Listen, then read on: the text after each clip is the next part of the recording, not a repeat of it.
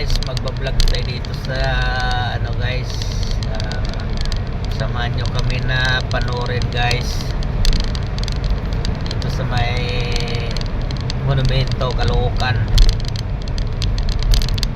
Yan guys, pag kayo ay hindi kayo taga rito, kaya hindi nyo kabisado rito, kaya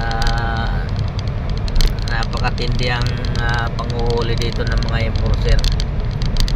Kaya kung kayo ay kakanan, dapat nakapwesto na kayo sa kanan.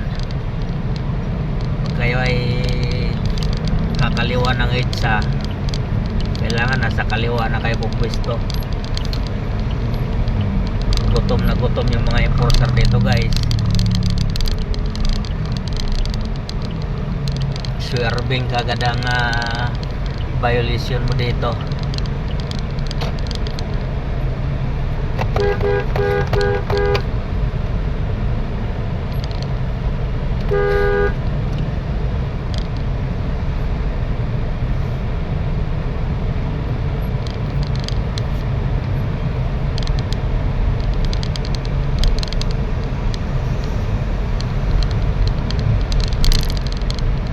Walang buhaya ngayon, bumalik sa ilog.